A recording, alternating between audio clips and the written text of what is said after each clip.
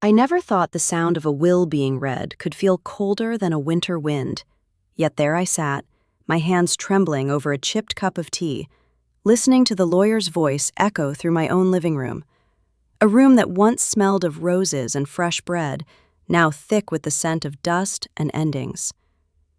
My late husband, Mr. Samuel Harrow, leaves the entirety of his estate to— The lawyer paused, eyes flickering from the paper to my face.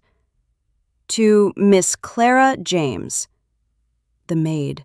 My maid. For a moment, I thought I'd misheard. My heart began to pound in my ears, each beat drowning out the rest of his words. I remember blinking, staring at him as if the letters on that paper were playing tricks on me. But they weren't. The words were real.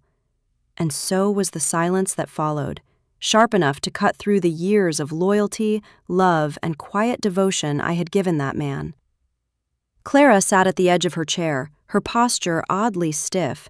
Her hands were folded neatly in her lap, her head bowed. Not out of shame, I think, but restraint. She didn't meet my eyes. That told me everything. Mrs. Harrow, the lawyer said softly, I'm very sorry. Sorry? Sorry for what? For the decades I spent cooking Samuel's meals, pressing his suits, standing by him through every storm, only to be replaced by the very woman who used to polish our silverware? Sorry that I was now a widow, stripped not just of my husband, but of the life we built together? The room spun for a moment. I could feel the walls closing in, the portraits of our youth, of Samuel and me, laughing on the porch of this very house, staring down like silent witnesses to my humiliation. My lips trembled, but I said nothing. What could I say? That I didn't believe it? That it must be a mistake? Because deep down, a whisper inside me, small, trembling, but persistent, said this wasn't a mistake at all. Samuel had done this intentionally. My Samuel. When the lawyer left, the sound of the front door closing felt final, like a nail sealing a coffin. I sat alone for a long time, staring at the dying fire.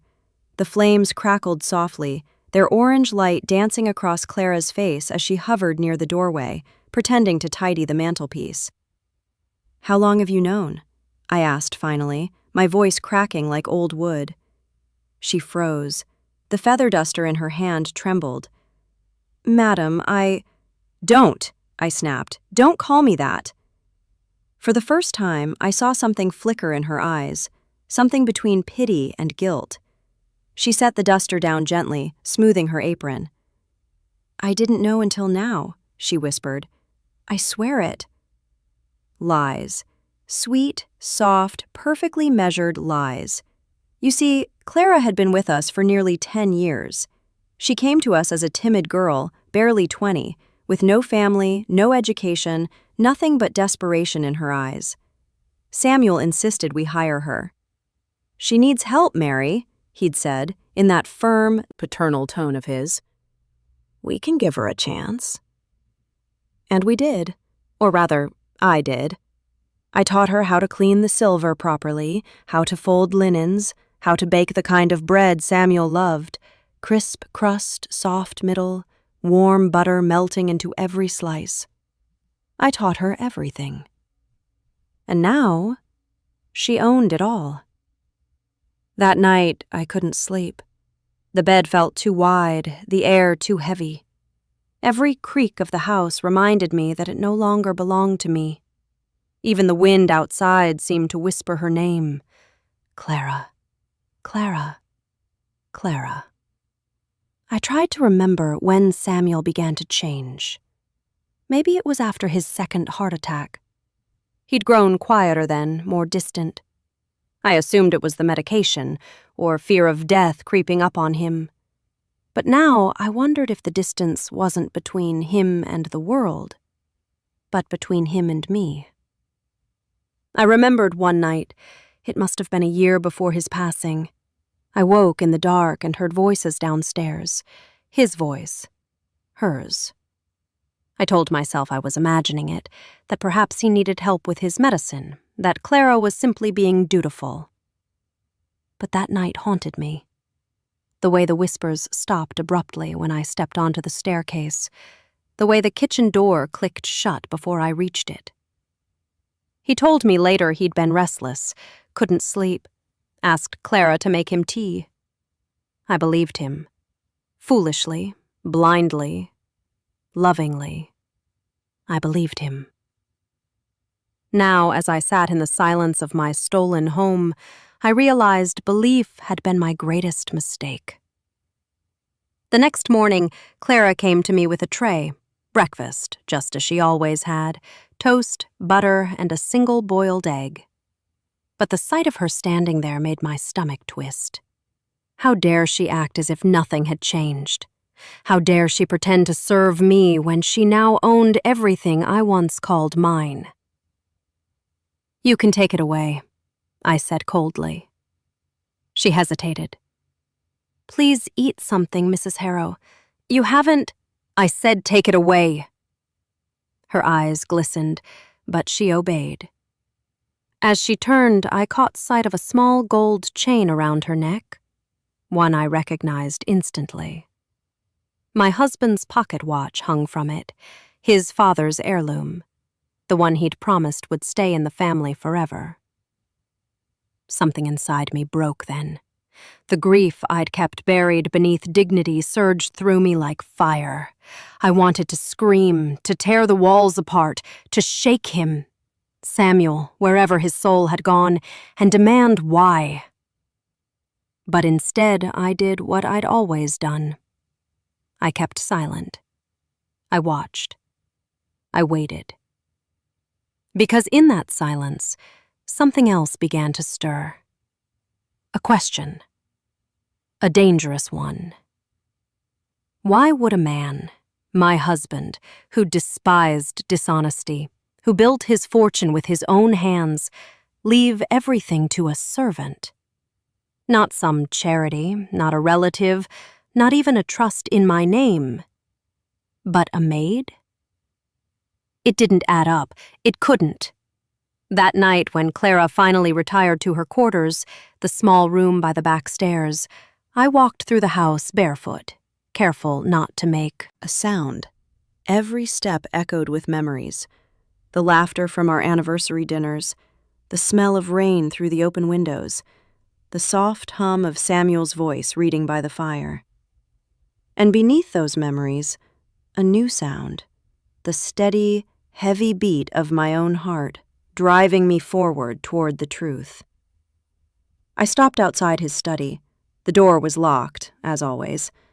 Samuel had been secretive in his final years, claiming he needed quiet for his business matters. I'd respected that privacy. Now I wished I hadn't. I fetched the spare key from my sewing basket. The metal felt cold in my hand as I slid it into the keyhole. A faint click. The door opened. The study smelled of tobacco and old paper. His desk was exactly as he left it. Neat, orderly, everything in its place. But something was off. A drawer slightly ajar, a faint dent in the rug, as though something heavy had once rested there and was recently moved. I opened the drawer.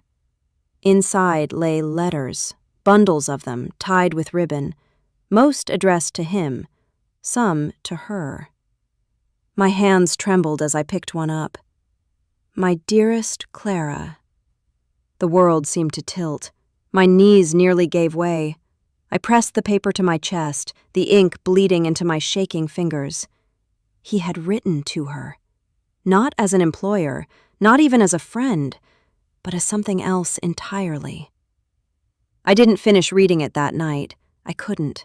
I slid the letter back into the drawer, locked it, and stood there for a long time, staring at the faint reflection of myself in the glass of the window. A tired woman with gray in her hair and emptiness in her eyes. But deep inside, beneath the grief, beneath the betrayal, something began to bloom. A need stronger than sorrow, stronger than love, the need for truth. And I promised myself that before I left this house, whether it was mine or hers, I would uncover every secret Samuel Harrow ever tried to hide. The morning after I found those letters, the house felt different, colder, quieter, like it was holding its breath. Even the clock on the mantel seemed to tick slower, as if time itself was hesitant to move forward. I sat by the window, staring at the pale light creeping through the curtains, and I couldn't shake the image of Samuel's handwriting. My dearest Clara. The words were burned into my mind like scars. Clara was downstairs, humming softly while polishing the dining table. The sound drifted through the hallways, gentle and unbothered, like she hadn't just been handed my entire life on a silver platter. I wanted to hate her. God knows I tried. But something inside me refused to rest until I understood why. Why her? Why would my husband leave everything, the house, the money, the memories, to a girl who'd once flinched at the sound of her own name? I decided to confront her, but not yet. Not until I knew what I was truly confronting. I needed proof. That night, I returned to the study. I waited until the grandfather clock struck 11, and the house settled into its familiar rhythm. The faint creak of the wood, the whisper of wind through the chimney, the soft breathing of a sleeping home. Then I lit a small candle and slipped inside. The drawer where I found the letters called to me. I opened it again, slower this time, letting the flickering flame reveal the truth, one shadow at a time. There were more letters than I'd realized, some written years ago, others just months before his death. I began to read. My dearest Clara, your kindness brings me peace in ways I can't explain. My dear girl, if only things were different, I would not hide you like this. I fear Mary suspects nothing. She sees what she wishes to see.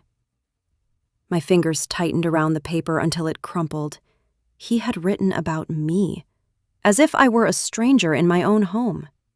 The humiliation, the rage, the disbelief, it came crashing down like a wave I couldn't fight. I sank into his chair, the one that still smelled faintly of tobacco and aftershave, and I wept until my chest hurt.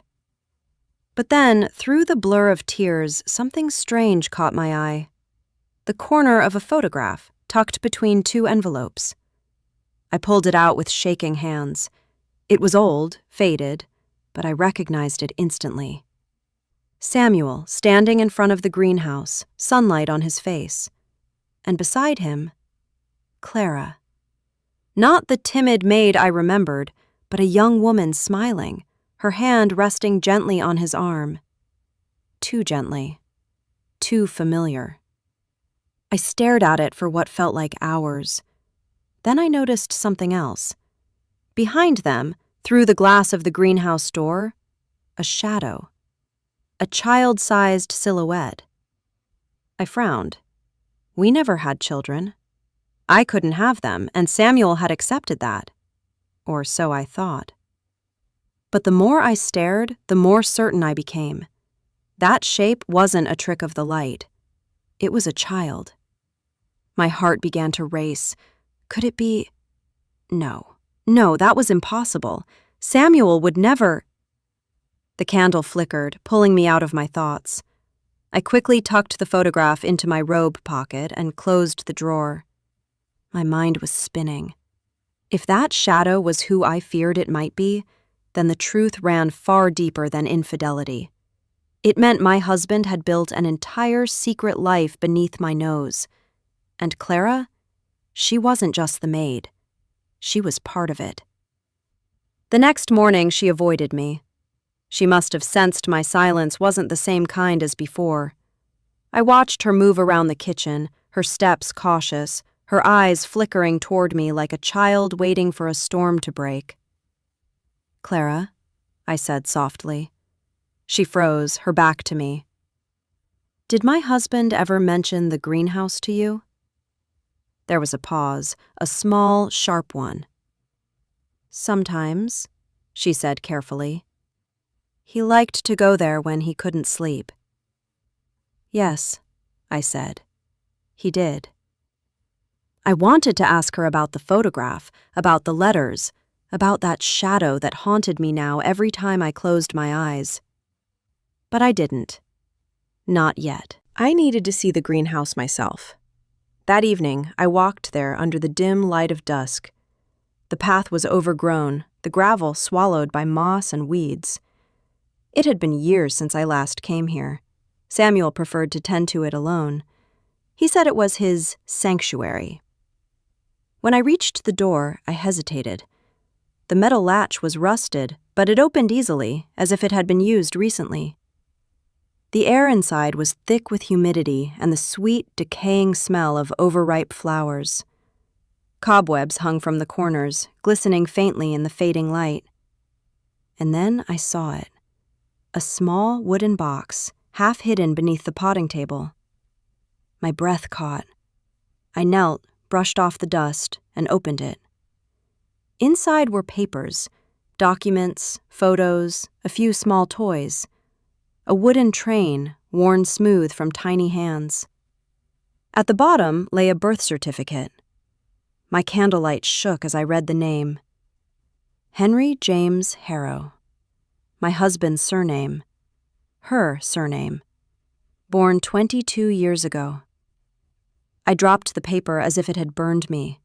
My hands clutched the edge of the table for balance. My husband had a son. A son he never told me about. A son he'd hidden behind the facade of loyalty and routine. And Clara, she wasn't just his mistress. She was the mother of his child. My world collapsed in that moment. Every memory twisted itself into something grotesque.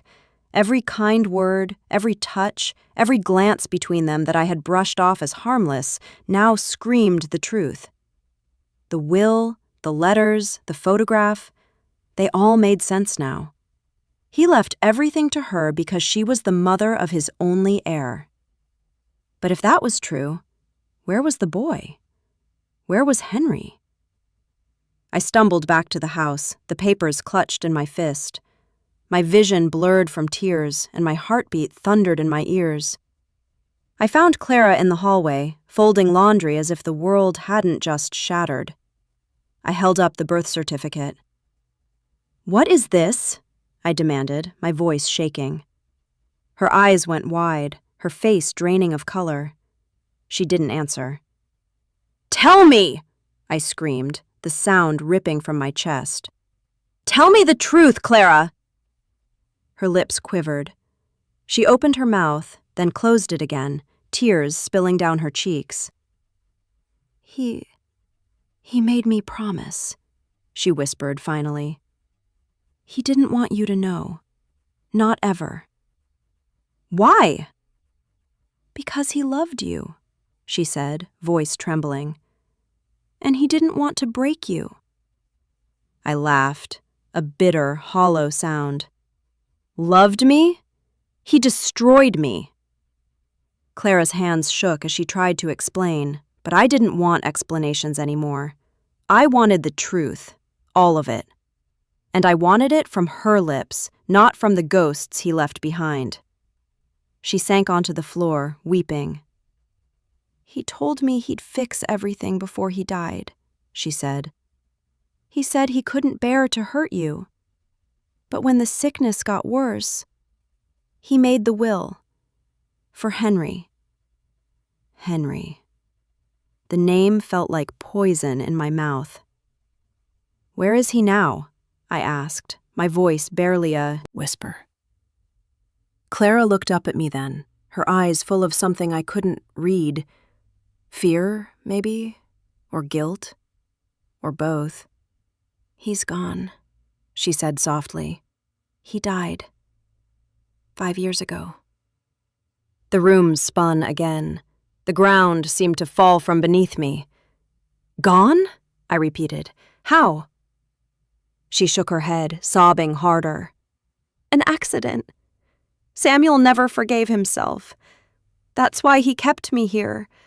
Why he couldn't let go." I stared at her. This woman who had ruined me without meaning to, who carried the burden of a life I never knew existed. And for the first time, I didn't feel anger. I felt something else. Pity. And beneath that, a question even darker than before.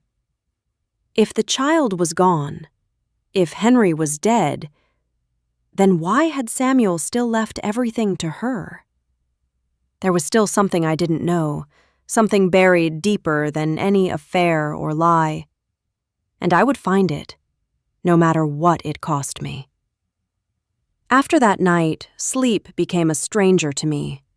Every time I closed my eyes, I saw Samuel's face, half in light, half in shadow, whispering secrets I was never meant to hear. His study, his letters, the greenhouse, that birth certificate, they played over in my mind like scenes from a cruel play I hadn't agreed to perform in.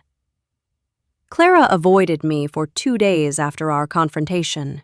She barely spoke, moving silently from room to room like a ghost. I didn't stop her. I wanted her to think I was done asking questions. But I wasn't. My curiosity had turned into obsession. I needed to know what else my husband had hidden. The next clue came from a place I hadn't expected. On the third evening, I found our old gardener, Thomas, standing by the gate. He'd worked for us for nearly 20 years before retiring. His face was older, thinner, but his eyes still carried that same quiet loyalty. "Mrs. Harrow," he said, tipping his hat. "I came to pay my respects. I heard about Mr. Harrow's passing." I nodded, my voice barely steady. "Thank you, Thomas. He spoke of you often." We stood in silence for a moment before he shifted uneasily. "Begging your pardon, ma'am, but will the new owner be keeping me on?" "The new owner?"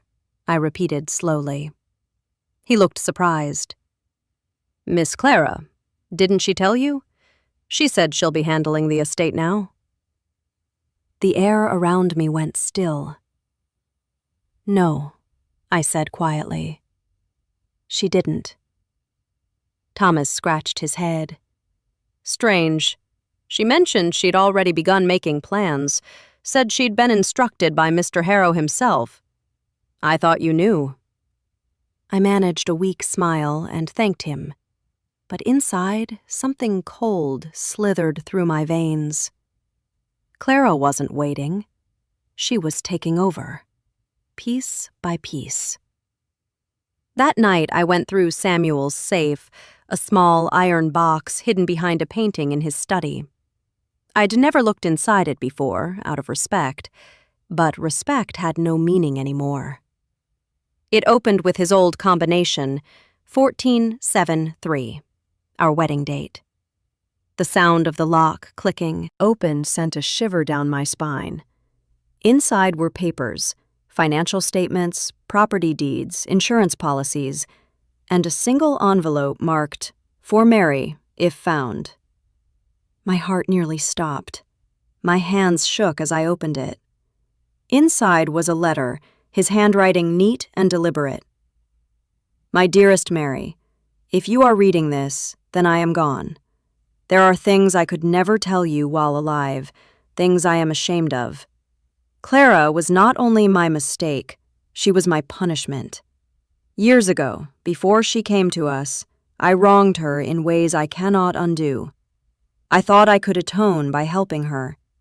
But one sin led to another, and before I knew it, I had bound her life to mine. Henry was my son, yes, but not by love. He was born from guilt. I took care of them because I could not bear the weight of what I had done. When Henry died, I should have let Clara go, but she had nothing left. I owed her that much. Please understand, I never stopped loving you. You were my light, Mary. You were my peace. But peace built on lies cannot last forever. I left everything to Clara because I wanted to protect her. She knows things that could ruin our name. Forgive me. Protect yourself. Samuel." The words blurred through my tears. I pressed the letter to my chest, my body trembling. Wronged her? Punishment? What had he done? It wasn't love. It wasn't an affair born from passion. It was something darker, something shameful. When I confronted Clara again, she was in the library, dusting the shelves. Her face went pale when she saw the letter in my hand. "You knew," I said, my voice breaking. "You knew everything, didn't you?" She said nothing. "What did he do to you, Clara?" I asked softly. "What was it that made him so afraid?" Her lips quivered. For a long time she didn't answer. Then she sank into a chair, her body trembling. "He ruined me," she whispered. "Before he was your husband. He was my employer at the factory. I was 16. The room tilted. My stomach turned to ice. She continued, tears streaking her face. "He promised me work, safety.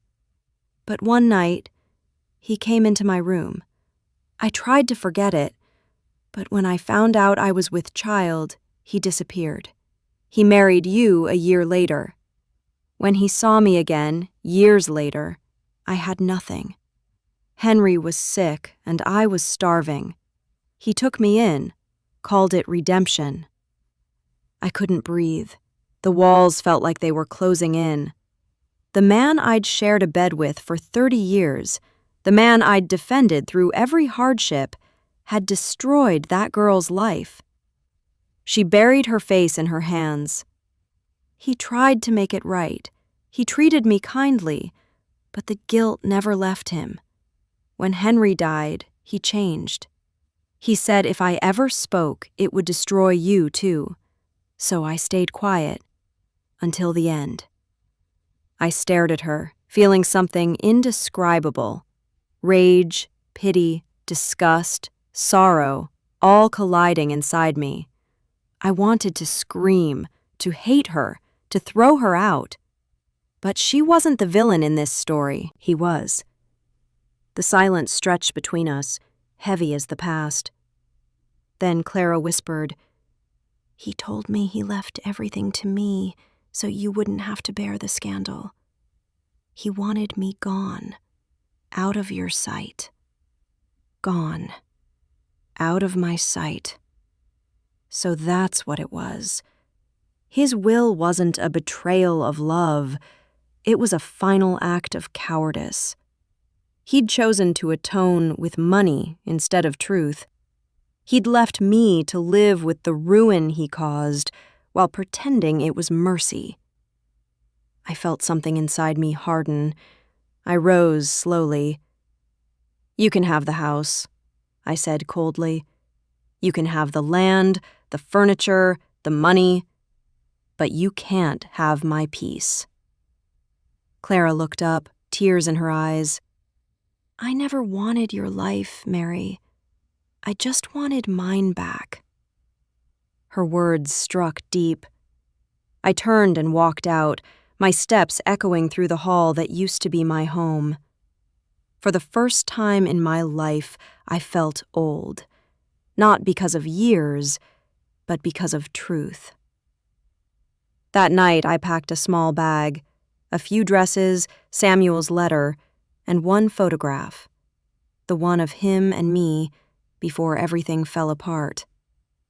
I stood by the window, watching the lights flicker in the greenhouse, knowing I'd never step foot in that place again. But just as I turned to leave, I noticed something strange. The light in the greenhouse wasn't from the moon. It was moving, flickering. Someone was inside. I walked out quietly, heart pounding. As I approached, I saw Clara standing there, holding something, an envelope. She was burning papers in a small tin basin, the flames reflecting in her tear-streaked face. "What are you doing?" I demanded. She turned sharply, startled.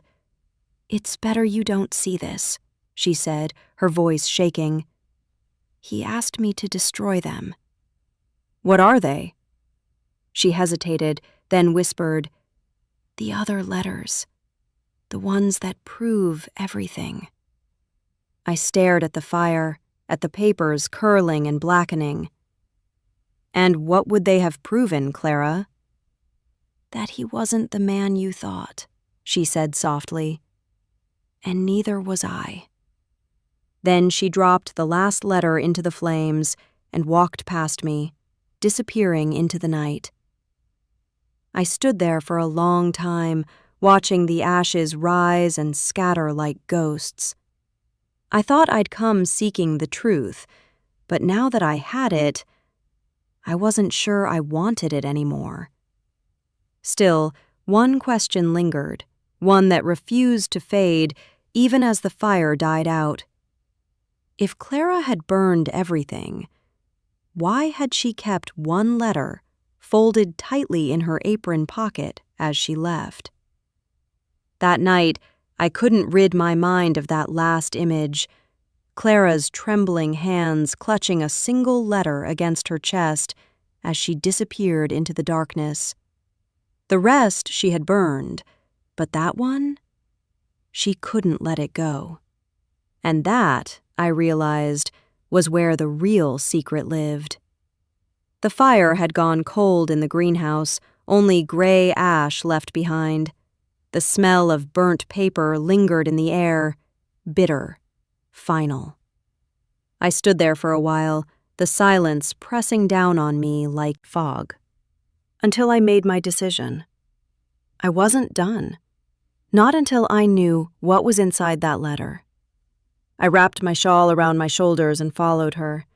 The night was cold, the kind that crawls through your bones no matter how tight you hold your coat. Clara's figure moved slowly down the dirt road toward the old cottage by the woods, the one she sometimes retreated to when she wanted to be alone. I knew it well. Samuel had bought it years ago for storage, though I now suspected otherwise.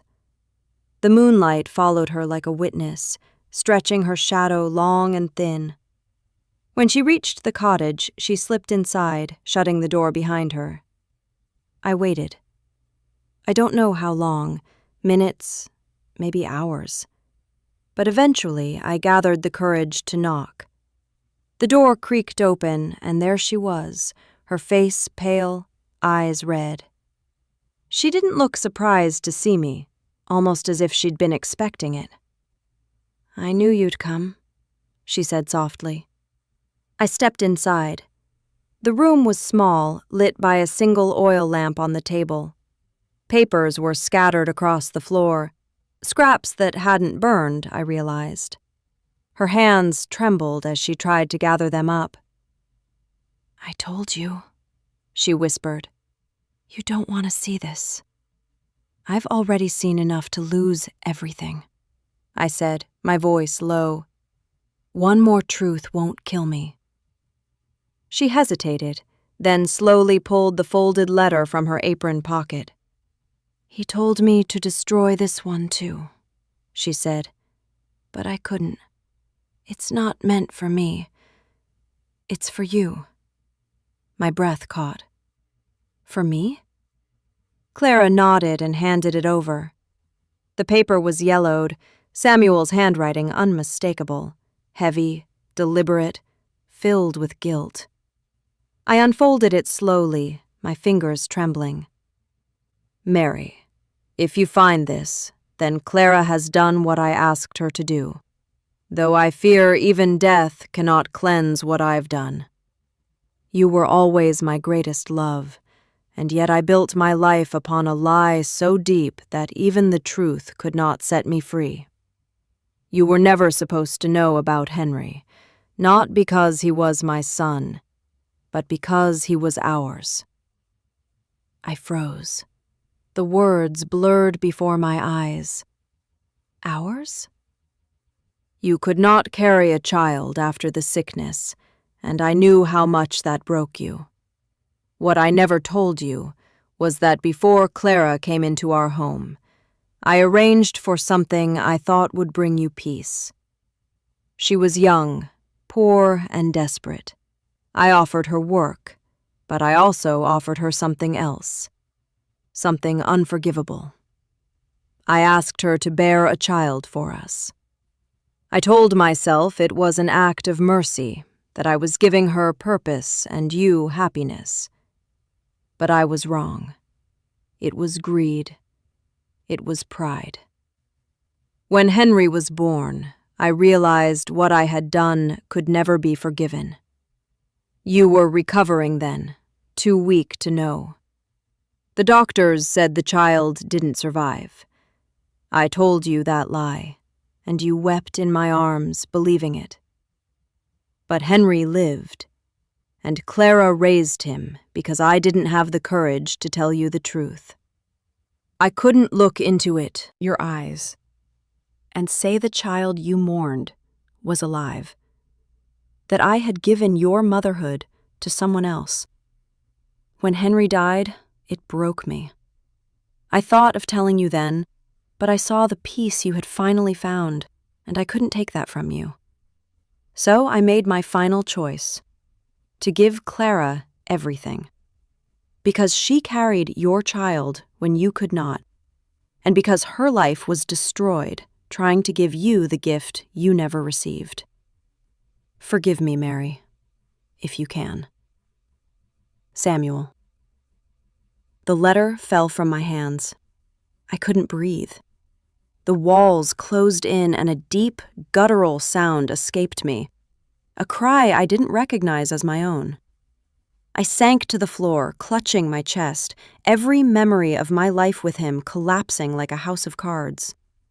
The child I had mourned, the one I lit candles for every year, the one I believed I'd lost before I ever held him, had lived, and I never knew. I turned to Clara. She was crying silently, her hands clasped tightly. I wanted to tell you so many times, she whispered. But he made me promise. He said it would destroy you. Destroy me? I laughed bitterly through tears. He destroyed both of us. We sat there in silence, two women bound by the same man's guilt, the same child, the same grief. For a long while, I said nothing. My thoughts drifted to the nights I'd watched Samuel staring out the window, that haunted look in his eyes I could never understand. He wasn't thinking of betrayal. He was thinking of Henry, of the son I never knew was mine. I looked at Clara again, this woman I had hated, pitied, envied, and now, finally, understood. She wasn't my enemy. She was my mirror. Both of us victims of his love, both carrying wounds shaped by his lies. Why didn't you tell me after he died? I asked softly. She wiped her eyes. Because I thought it would make no difference. He was gone. Henry was gone. What was left to ruin? I swallowed hard, the ache in my chest nearly unbearable. Everything, I whispered. He ruined everything. But he also tied us together forever. Clara nodded, her voice breaking. He said you were kind, that you'd forgive me if you knew the truth. I closed my eyes. The room felt smaller, quieter. For the first time, I didn't feel anger toward her, only sorrow. I reached across the table and took her hand. It was cold and shaking. You carried my son, I said softly. You gave him a life I couldn't. Whatever happened between you and Samuel, that's between you and God now. Tears filled her eyes again. Mary, I'm so sorry. I know, I whispered, and I believe you. We sat there like that for a long time, two women grieving the same man, the same child, the same truth. Outside, the wind rustled through the trees, carrying away the ashes of all the secrets this house had held. When I finally rose to leave, I turned to her one last time. Keep the house, I said quietly. It was never really mine. It was his. Prison. and your penance." Clara nodded, unable to speak. As I stepped outside, dawn was breaking over the hills. The sky was streaked with gold and violet, soft light spilling over the world like forgiveness. For the first time in years, I felt lighter. Not happy, not free, but lighter. I walked home one last time, carrying only the letter in my hand and the memory of a truth too long buried. And somewhere deep inside, beneath the pain and betrayal, a single thought flickered, fragile, trembling, but real. Maybe the greatest punishment for love built on lies is realizing it was love all along. The morning after I read Samuel's final confession, I awoke feeling both heavier and strangely hollow. My world had cracked in two. Everything I once believed about love, loyalty, even motherhood was no longer real. Yet within that emptiness was a peculiar stillness, like the calm that follows a terrible storm. The house was quiet when I returned. The air was heavy with the scent of ashes. The remnants of the burned letters still lingered faintly in the walls. I walked slowly through each room, running my hand over the furniture, the photographs, the curtains that Clara had once ironed so carefully.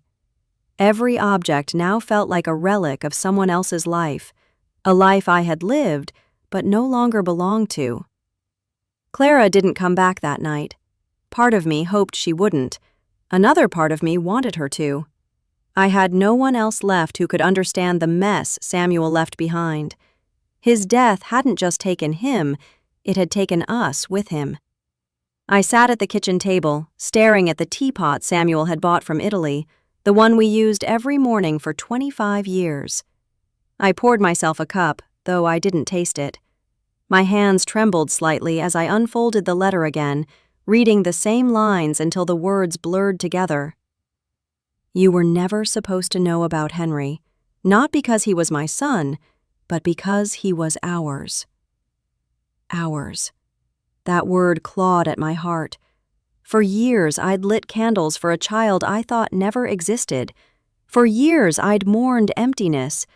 And all that time, my child had lived, breathed, laughed, just a few rooms away.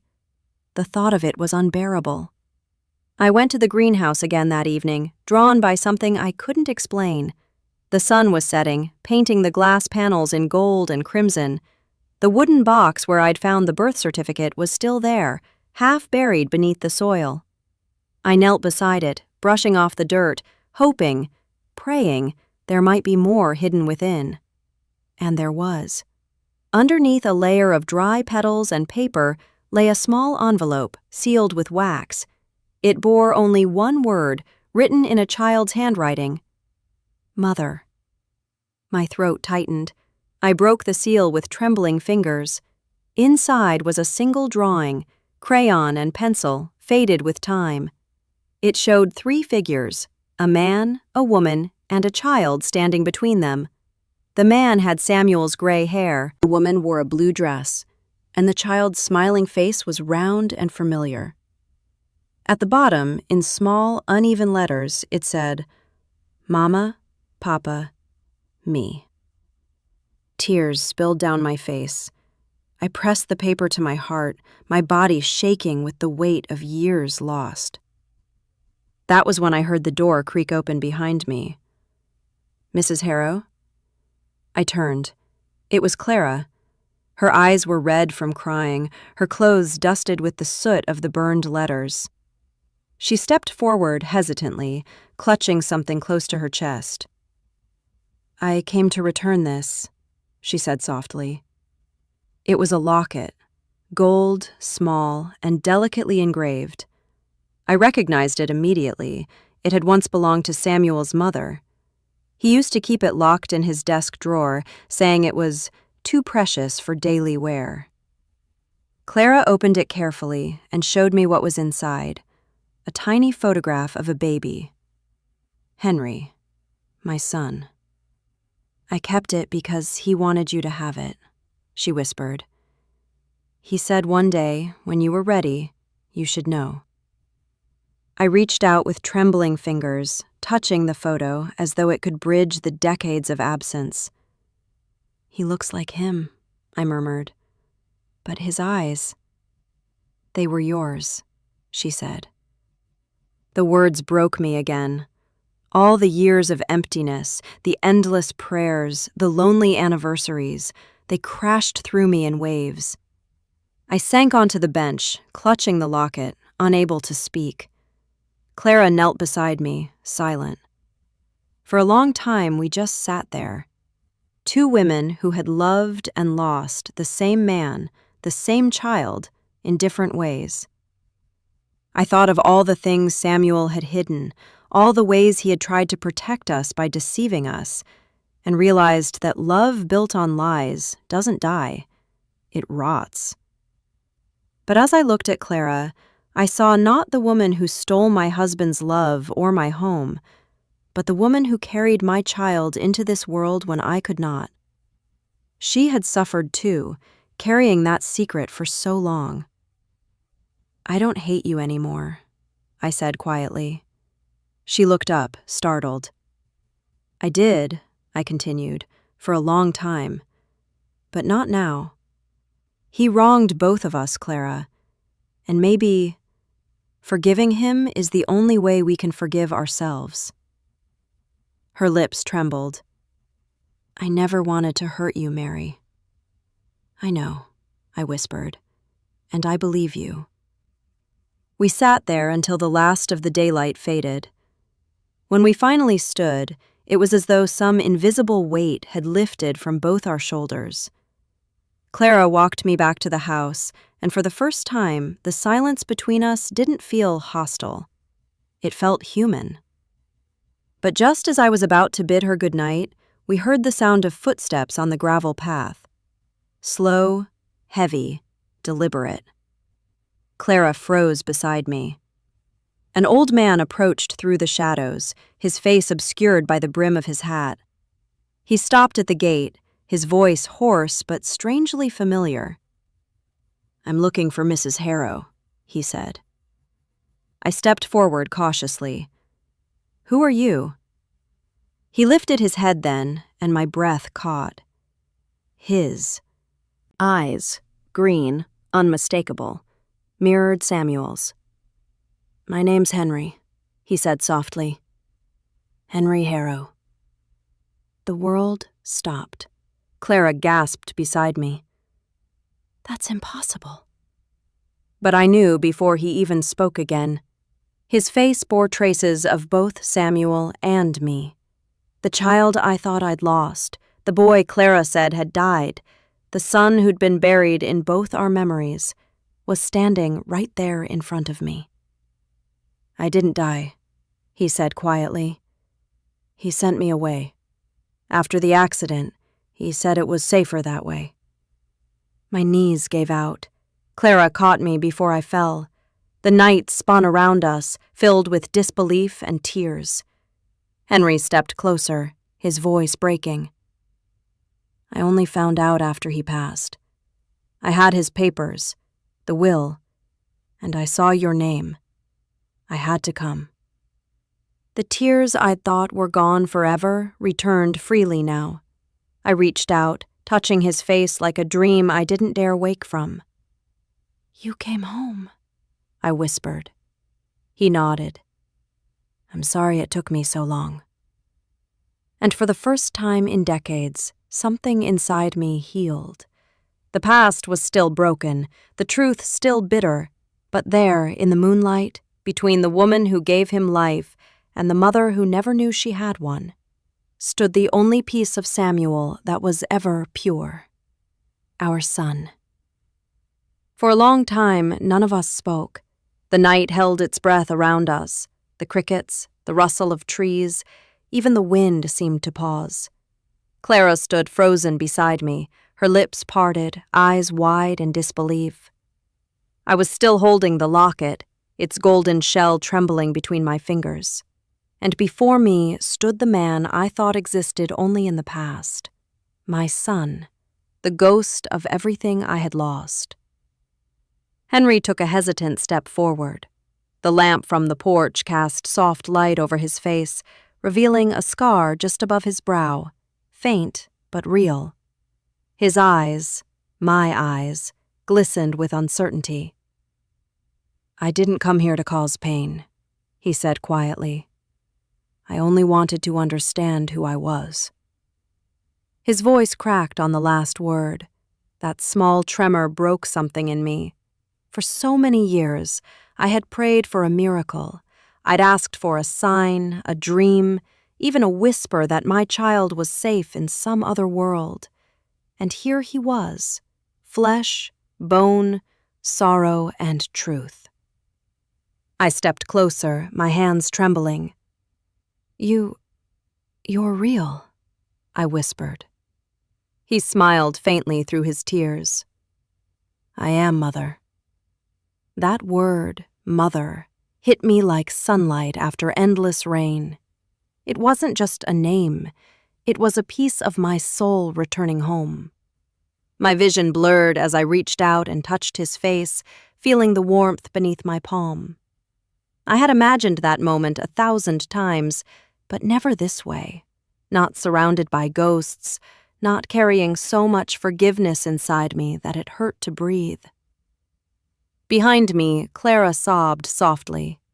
I turned toward her, my voice shaking. "You knew?" She nodded slowly, shame flooding her face. "Not at first. He told me Henry was mine, but when the boy grew older, I saw it. The way he looked at you when you passed by the garden, the way Samuel avoided your eyes. I knew then, but by the time I wanted to tell you, it was too late. Henry was gone." Henry's eyes darted between us, confusion mixing with grief. "He said you hated me," he whispered, "that you couldn't bear to see me." My knees weakened. I clutched the porch railing to steady myself. "He lied to protect himself," I said bitterly. "He was a coward, Henry. He thought keeping us apart was mercy." Clara stepped closer, her voice trembling. "He loved you both.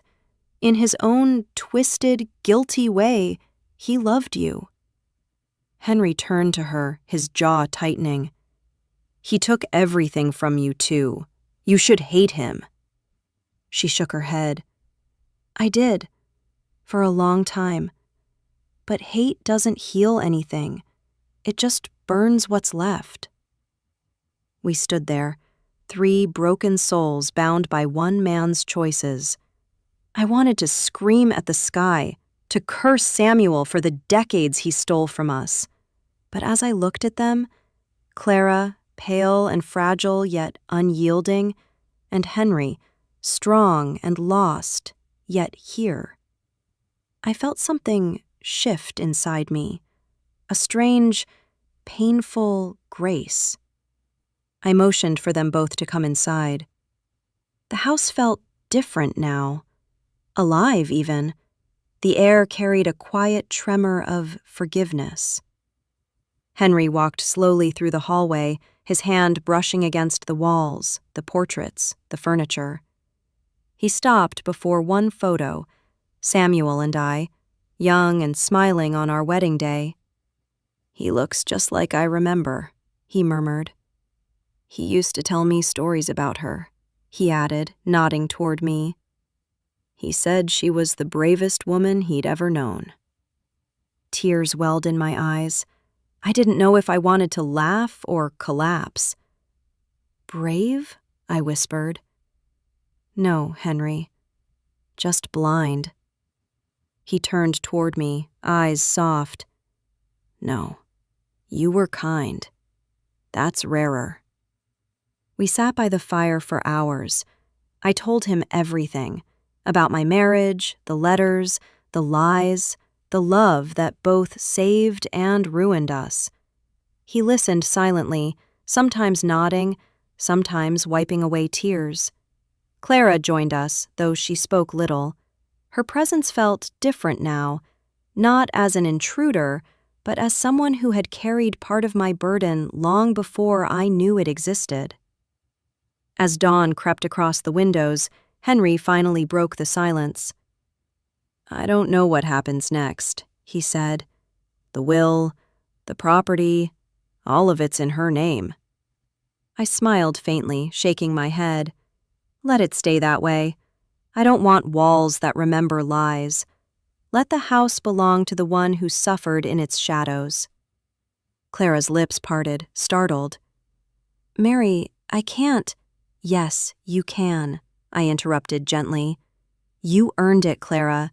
You gave me something no inheritance ever could. You gave me my son back." She covered her face, sobbing quietly. Henry leaned forward, taking both our hands in his.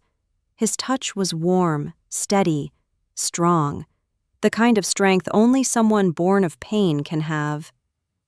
"Maybe," he said softly. "This is what he wanted all along. Not forgiveness from God, but from us." I looked at the two of them, the woman who bore my child, and the man who came from both our grief. And for the first time in my life, I felt the faint shimmer of peace. The years ahead would not erase the past. The scars would stay, the memories too. But somewhere deep inside, a new beginning stirred. Fragile, trembling, but alive. Henry stayed with us after that, not as a stranger, not as a reminder of sin, but as family.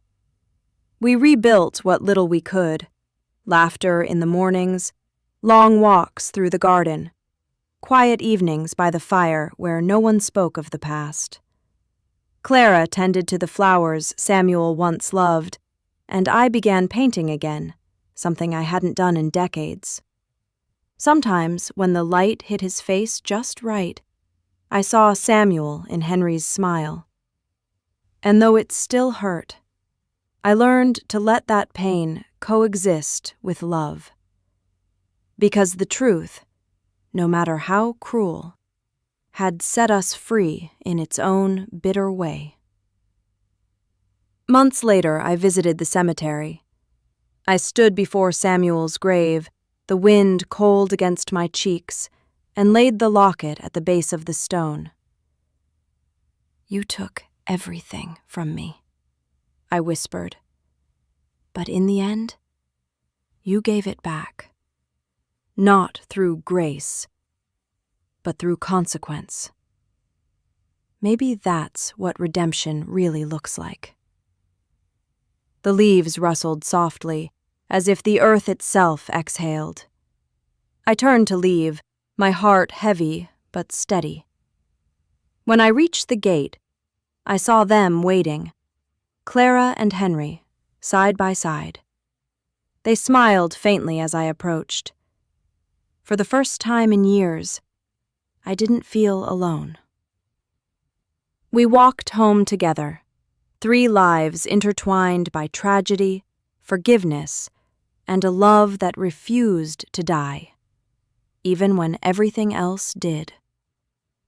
And as the sun rose over the fields, bathing the old house in gold, I realized something simple, something beautiful.